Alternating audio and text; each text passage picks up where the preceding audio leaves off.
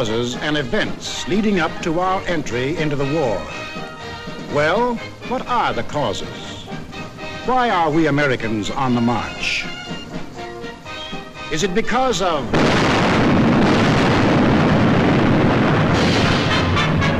Pearl Harbor? Is that why we are fighting? Or is it because of Britain?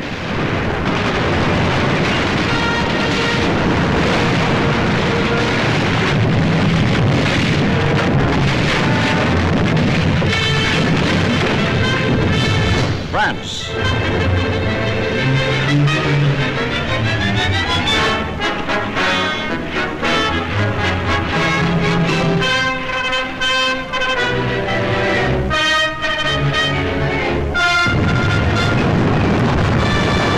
China.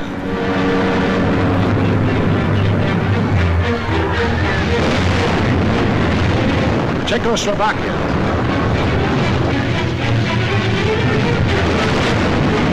Norway.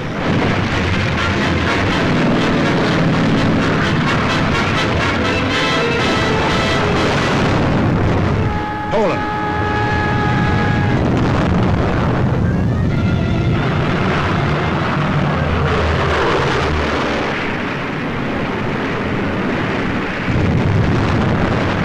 Holland. Greece.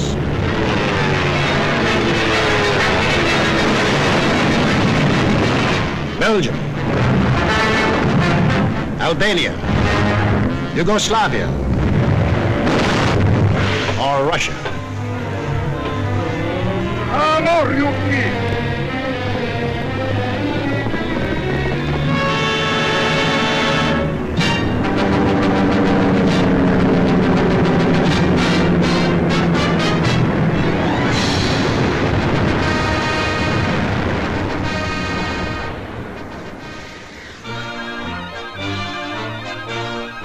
Just what was it made us change our way of living overnight?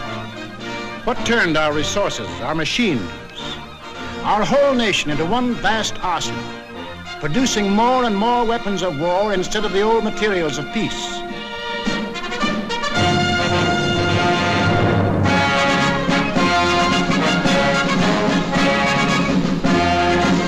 What put us into uniform, ready to engage the enemy on every continent and every ocean?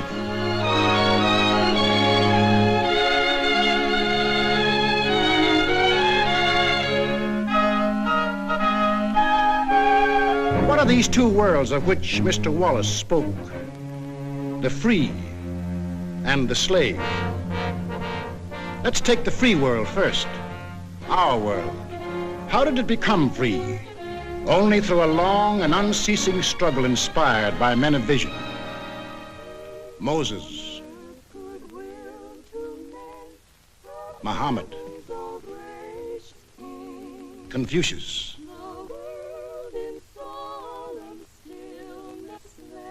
Christ. All believed that in the sight of God, all men were created equal.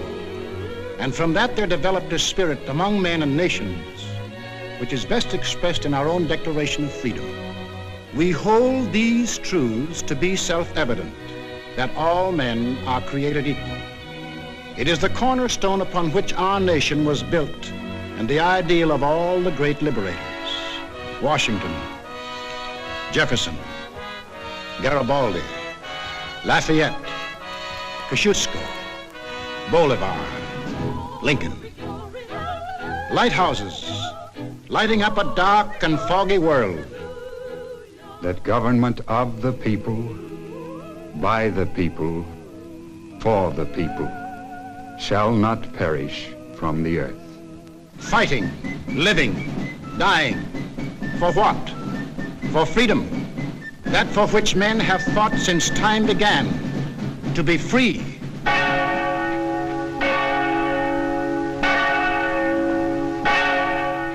Is life so dear or peace so sweet as to be purchased at the price of chains and slavery? Forbid it, Almighty God.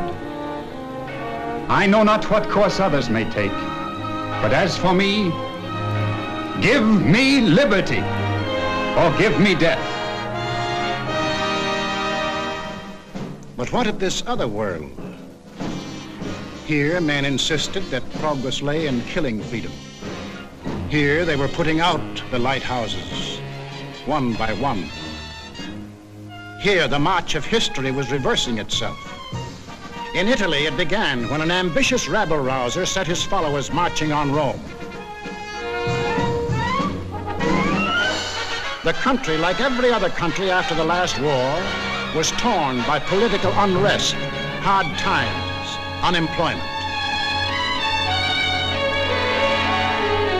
Two courses were available to the Italian people. They could solve their problems in a free, democratic way, or they could let someone else do the solving for them. They made the tragic mistake of choosing the second course. They put their trust and faith in this one man. They believed he represented them.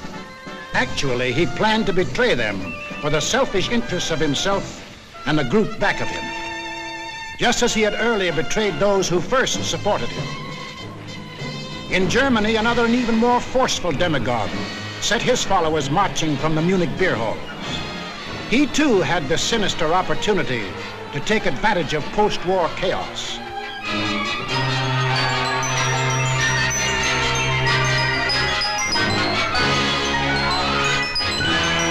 But he also had certain distinctive German characteristics to play on. To start with, the Germans have an inborn national love of regimentation and harsh discipline. He could give them that.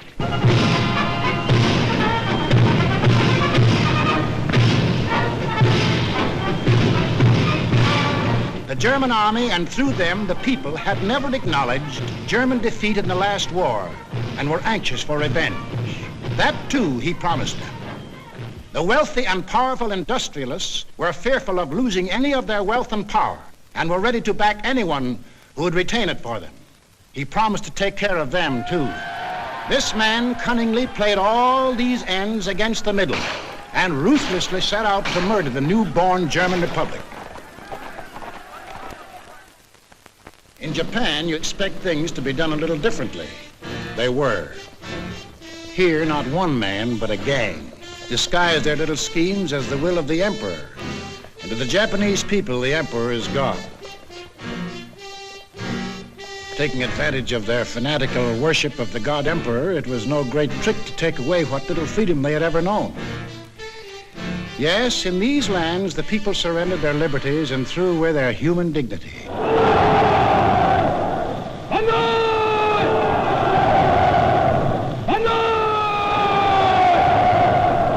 They gave up their rights as individual human beings.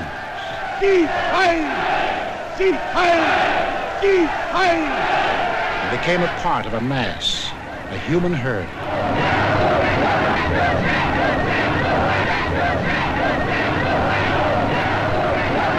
Although these countries were far apart and different in custom and in language, the same poison made them much alike.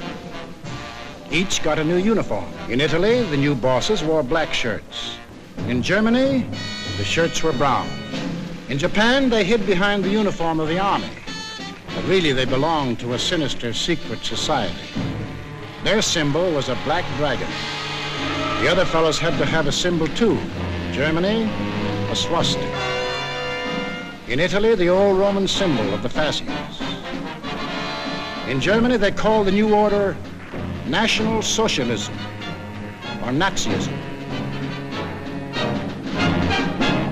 In Italy, they had a shorter word, fascism.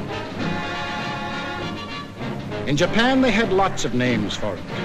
The new era of enlightenment, the new order in Asia, the eco-prosperity sphere. But no matter how you slice it, it was just plain old-fashioned militaristic imperialism. The Japs would get the prosperity, and the others would get the coal. They say trouble always comes in threes. Take a good close look at this trio. Remember these faces. Remember them well. If you ever meet them, don't hesitate. Eine wahrhaftige Weltanschauungspartei sein.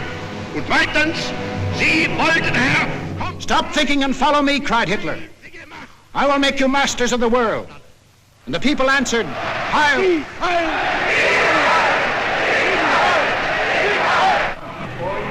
Stop thinking and believe in me, bellowed Mussolini, and I will restore the glory that was Rome. And the people answered, Duce, Duce.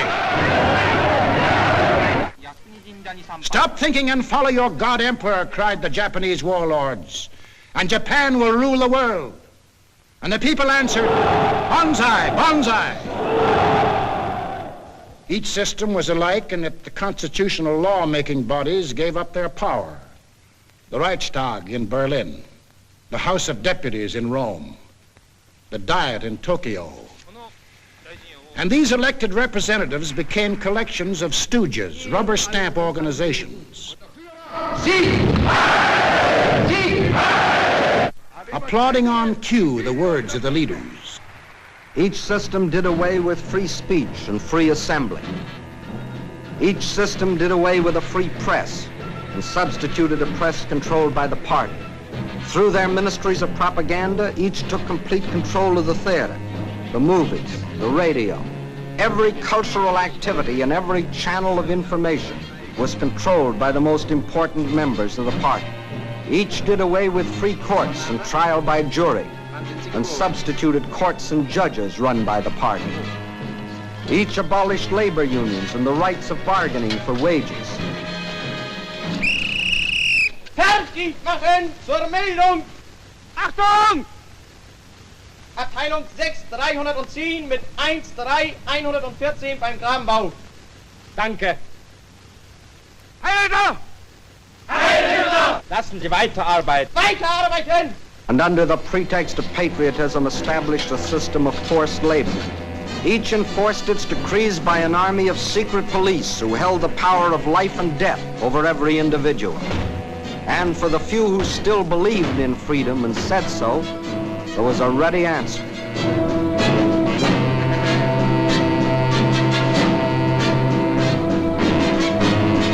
Con una mazza si può imporre silenzio ai più grandi intelletti del mondo.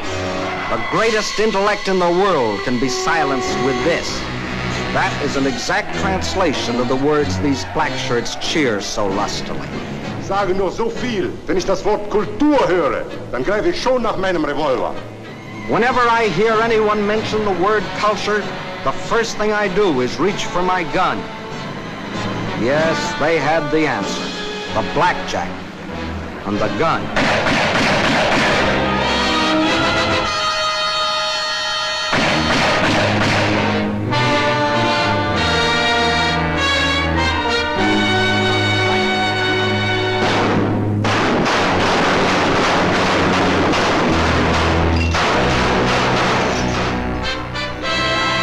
In Italy, they did it different.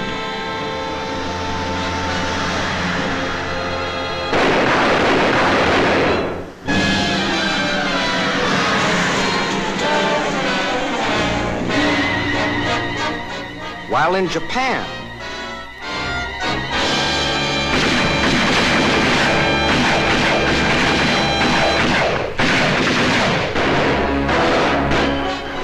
to their names can be added those of hundreds and thousands of others who stood in the way of the new order.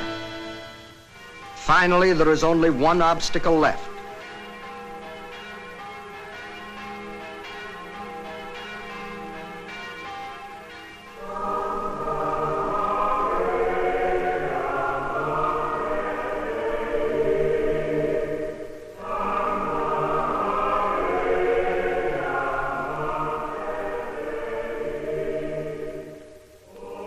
The word of God and the word of Führers cannot be reconciled.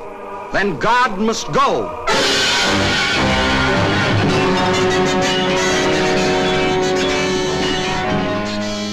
I am absolutely clear in my own mind, and I think I can speak for the Führer as well, that both the Catholic and Protestant churches must vanish from the life of our people. Thus spoke Dr. Alfred Rosenberg. And if you have any doubt that he spoke for his Führer, here's what happened.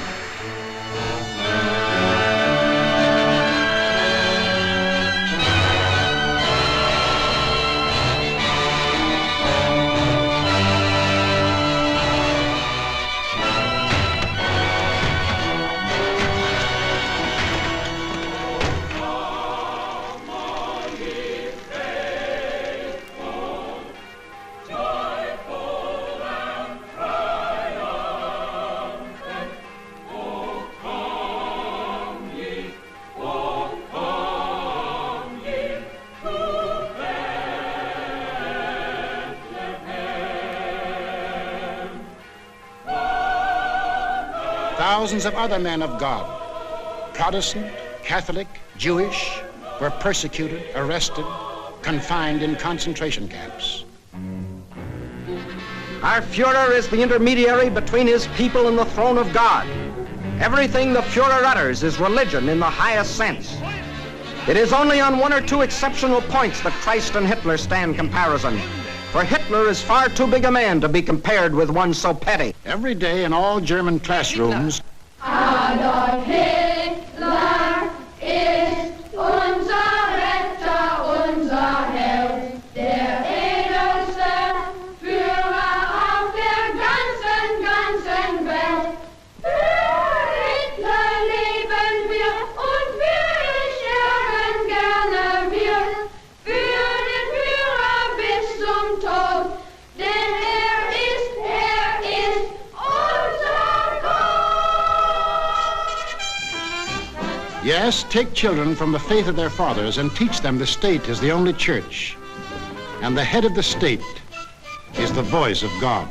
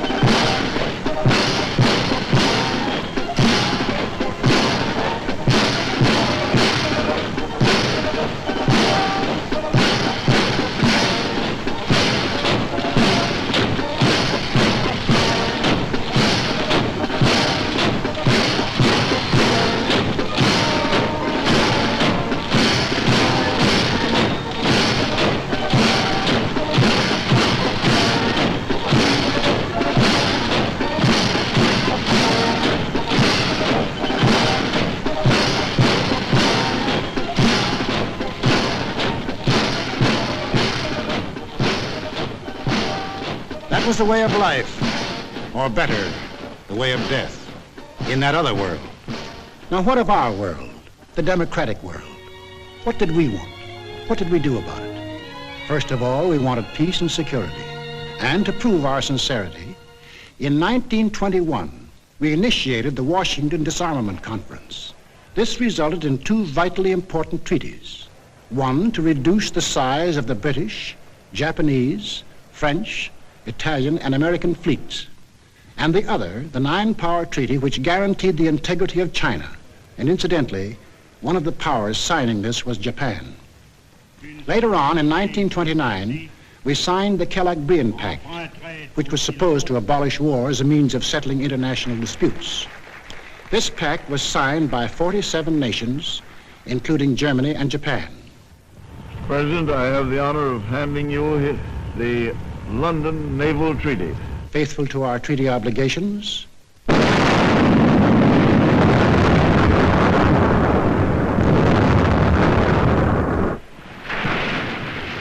we scrapped more than 60% of our naval tonnage, and our army was reduced to a standing force of 136,000 men, smaller than that maintained by the little state of Romania.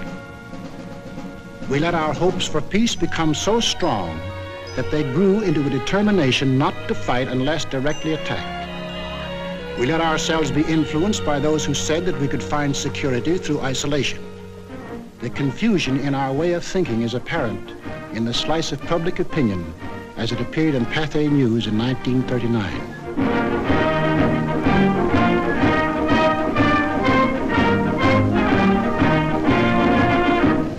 Another war, not for me. This time America should keep out, and I know I will. If war breaks out in Europe, I think that this country should heed the advice of its first president and avoid all foreign entanglements. I haven't the slightest idea of European affairs. In the event of war in Europe, I think we should stay out of it entirely. And all our efforts should be made to keep out of the fight. Let Europe fight her own battles. They mean nothing to us. We should mind our own business. By all means, no. Yes, fight. No. No. Yes. If my country calls, yes. No. We simply did not want to understand that our individual and national problems were, and always will be, dependent upon the problems of the whole world. And we had individual and national problems to worry about, plenty of them, just as Germany, Italy, and Japan had. But we faced them in a democratic way. We passed laws to give working men a chance to improve their lot. We established an insurance program for those without jobs. We began to give old folks protection against want and hunger. We organized the CCC to provide our young men with healthy and useful employment. A federal works program came into being and changed the face of our nation with new roads, bridges, schools.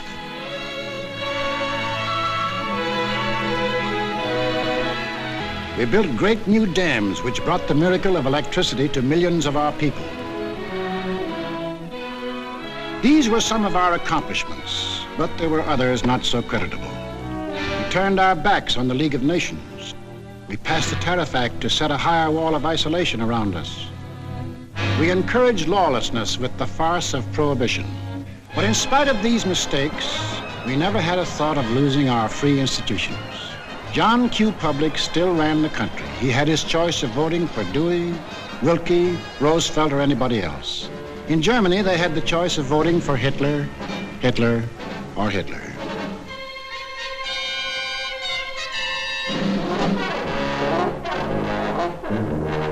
Over here, John Q. still read what he pleased. And although he heard of books being burned in other countries, he would have laughed if anyone had told him his books would ever be burned.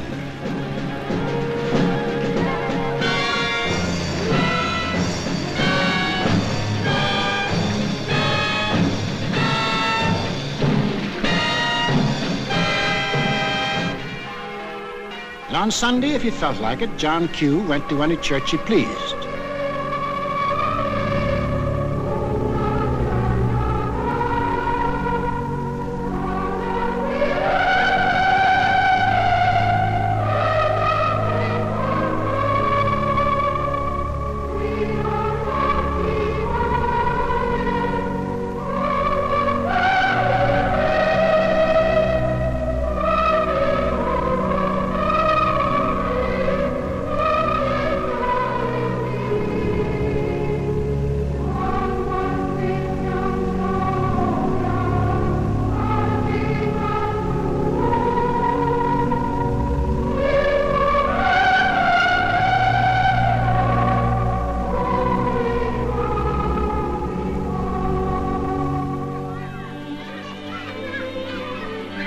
most of all, he got a kick out of seeing his kids grow up.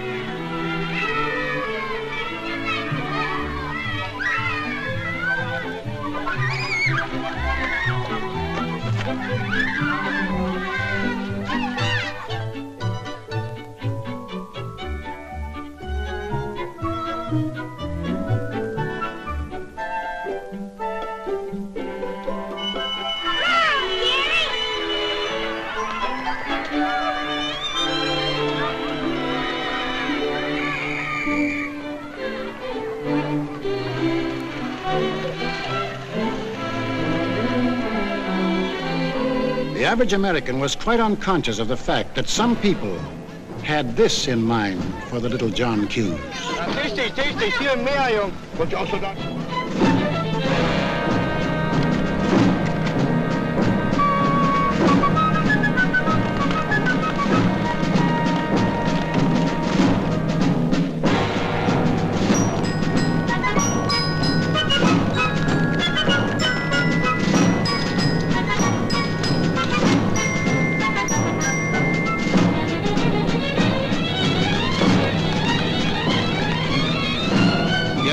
While their children were being trained to kill, John Q's kids were giving their pennies to help them have life.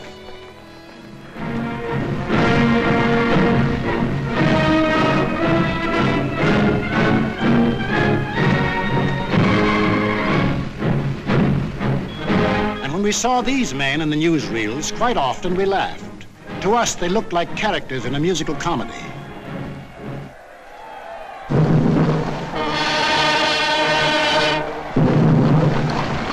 But they weren't comic, they weren't funny, they were deadly serious.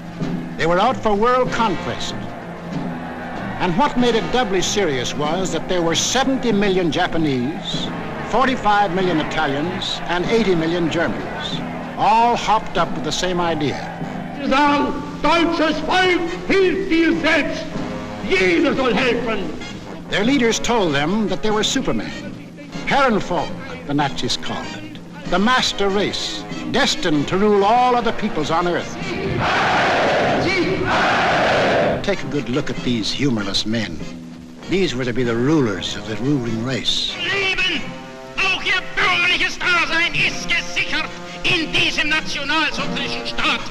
Obey us blindly, and you will attain your rightful place in the world. All other people will be your slaves. That's what they promised them. That Americans, Chinese, Russian, South Americans, all free peoples would work for them and make them rich. And how they ate it up.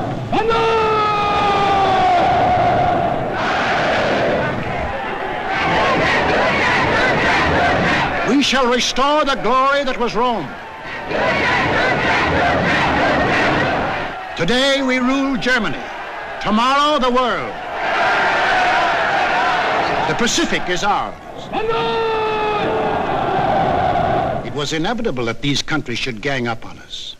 The little fellow is our pal, Kurosu, who smiled his way into our hearts in December 1941. Here he and his friends are busy carving up the world in advance, staking out their claims. Take a good look at these claims. Here was the Italy that Mussolini took over in 1922. And almost his first act was to tell the Italians they were the rightful owners of Corsica, Nice, Savoia, Albania, Tunisia, Ethiopia, and a land corridor linking it with Libya. Later on, he had an even bigger dream. The old Roman Empire as it existed nearly 2,000 years ago, to dominate all the lands adjoining the Mediterranean. Mare Nostrum, our sea, they called it, just as the ancient Romans did. As for the Japanese, they had some ambitions too. By 1920, they had grabbed off Formosa, Korea, and the southern half of the island of Sakhalin. Then Baron Gishi Tanaka, the prime minister, carefully set down Japanese aims in a document called the Tanaka Memorial. It was presented to the emperor July 25th, 1927.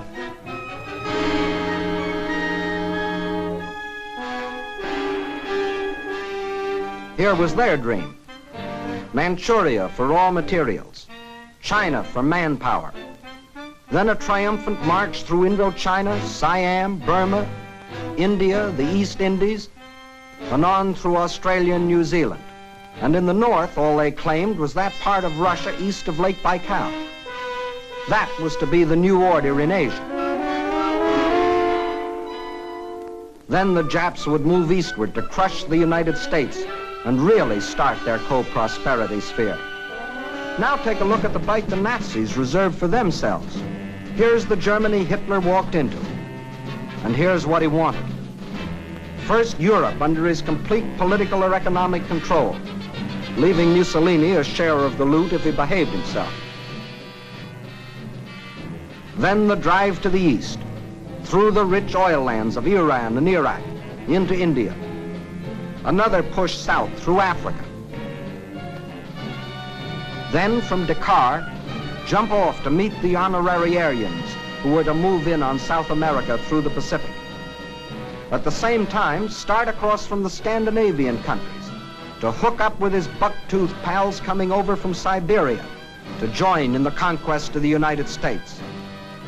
There it is, gents. All they left us was Shangri-La. And they'd claim that, too, if they knew where it was. And did they think they had a chance? Listen.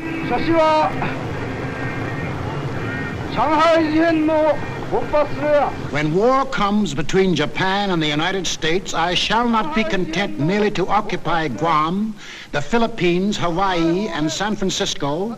I look forward to dictating the peace to the United States in the White House at Washington. Yamamoto wrote those words on January of 1941. Yes, the conquering Jap army down Pennsylvania Avenue. That was the final goal. You will see what they did to the men and women of Nanking, Hong Kong, and Manila. Imagine the field day they'd enjoy if they'd marched through the streets of Washington. But before striking, a preliminary step was necessary. From Berlin, from Rome, from Tokyo, the campaign started. Propaganda to confuse, divide, soften up their intended victims. Put them on the defensive. Scream you're abused. Shout you're oppressed. The world's wrong. You're right. If you shriek it loud enough and often enough, they'll believe you. Above all, use their free press and their free speech to destroy them. Lebensraum, ja, Lebensraum, meine Volksgenossen. Lebensraum, they demanded. Living room. Our lands are overcrowded. But at the same time, they gave prizes to mothers who bore the most sons.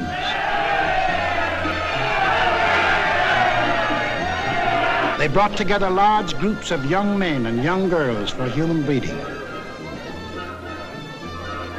Read what one of their leaders wrote.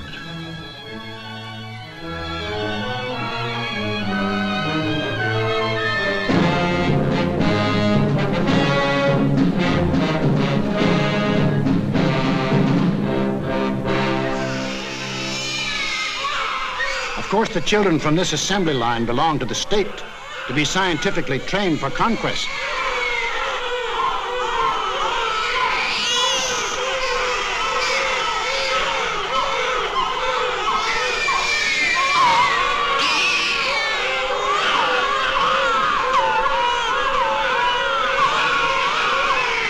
Another howl was the lack of raw material. They claimed they were the have-nots and we were the haves. But out of this supposed lack, they built up the greatest war machines the world has ever known. These are the published figures from the German military budget. Actually, between 1933 and 1939, Hitler's program of rearmament cost more than $80 billion. The Nazis alone assembled a striking force of 30 panzer divisions, 70 motorized divisions, 140 infantry divisions, plus the Luftwaffe, the world's largest air force. And they had no raw materials. Think of the bread, the automobiles, the good things of life that the German, Italian, Japanese leaders might have given their people if they had spent this money for peace instead of war. You know what billions we are now spending to match their military force? No. No, these arguments were all smokescreens. When war came, the democracies proved to be the have-nots, and our enemies the haves. And when war came, where did it come?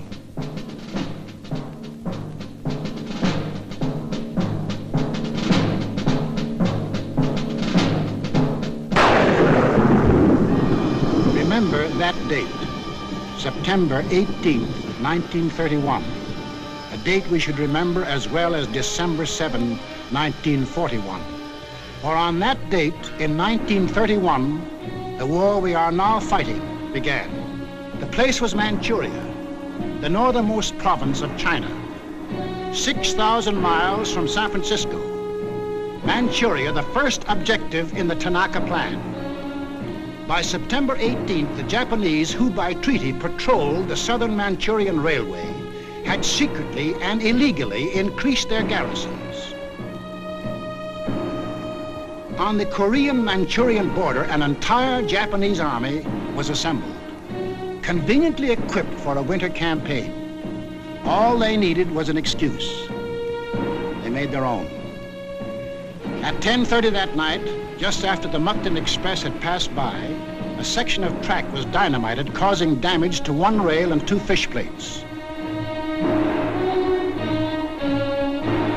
Japan's honor had been violated. Within half an hour, the Japanese railroad garrison launched a coordinated attack on the barracks of the sleeping Chinese army at Mukden. The slaughter was appalling.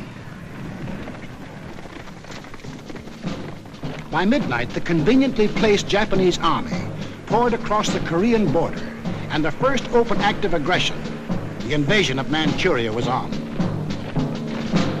In 4 days, they had occupied the whole of southern Manchuria, and shortly after, the whole country. Manchuria became Manchukuo, a puppet state with an obedient stooge on the throne, Henry Puyi, a weakling whom the Japanese had prepared for the job with 7 years of women and song. In Washington, Henry L. Stimson, then Secretary of State, now Secretary of War, sent out a blistering denunciation of the attack. The League of Nations sent a committee of 5, headed by Lord Lytton and including our own General Frank McCoy, to Manchuria to investigate. In October of 1932, the committee issued its report. We found that the Japanese occupation of this large part of China was not justified on the ground of self-defense, and that the new state which had been set up was a Japanese protectorate rather than a genuine case of Manchurian self-determination. Shortly after, the League condemned Japan as an aggressor nation. À son Excellence, Monsieur Matsuoka, délégué du Japon. I call on His Excellency, Monsieur Matsuoka, delegate of Japan.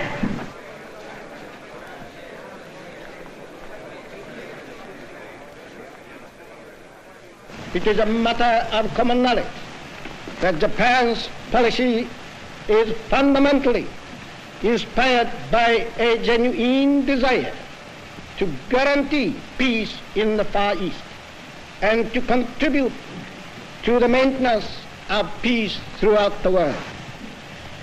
Japan, however, finds it impossible to accept the report adopted by the Assembly. In answer, the Japanese delegates, knowing there were no guns behind this condemnation, smiled, took up their briefcases, marched out of the League. More than Manchuria was dead. Collective security was dead. A green light had been given the aggressors. We and the rest of the world knew that these aggressors should be stopped and punished, but we were unwilling to make the necessary sacrifices to back up that opinion. It was impossible to convince a farm boy in Iowa, or a driver of a London bus, or a waiter in a Paris cafe that he should go to war because of a mud hut in Manchuria. Yet the subsequent course of history makes it clear that that incident, so many miles away, is one of the main reasons that you and millions of others are in uniform today. Japs had Manchuria. Phase number 1 of the Tanaka Plan was completed. Phase number 2, the conquest of China. In 1932, without warning, the Japs attacked the Chinese city of Shanghai.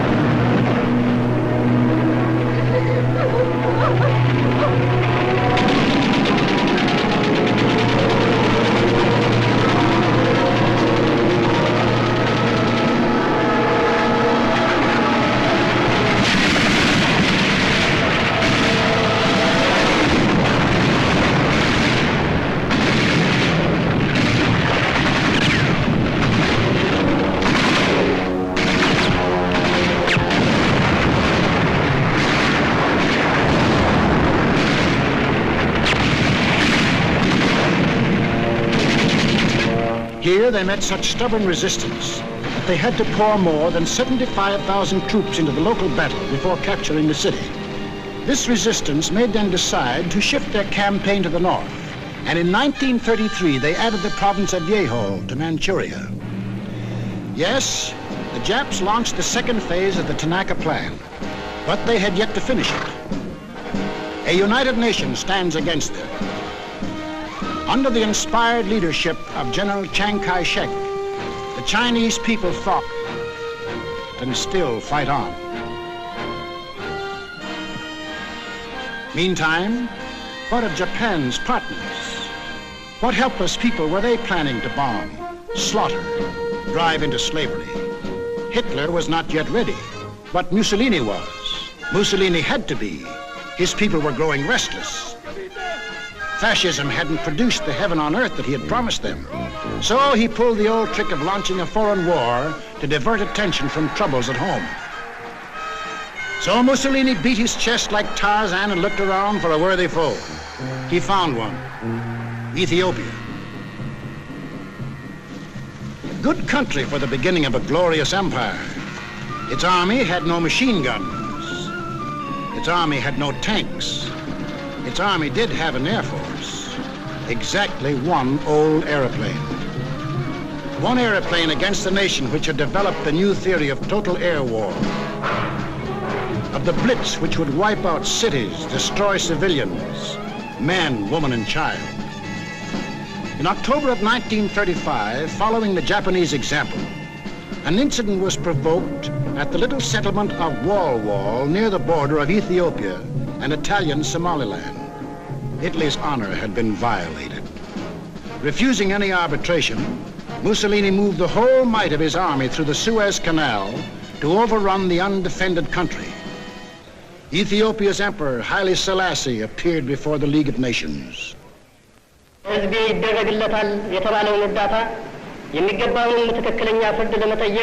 I must still fight on until my tardy allies appear, and if they never come, I say to you without bitterness, the West will perish.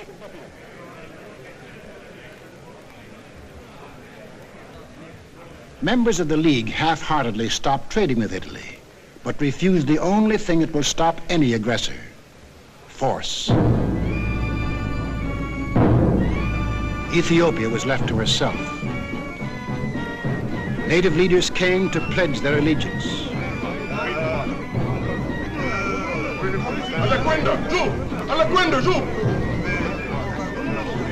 Oh, get you! Wagamate! Wagamate! Wagamate! Wagamate! The people of Ethiopia, with their spears and bare hands, faced the guns and the tanks of the invaders, fighting desperately and gallantly to save their country from conquest.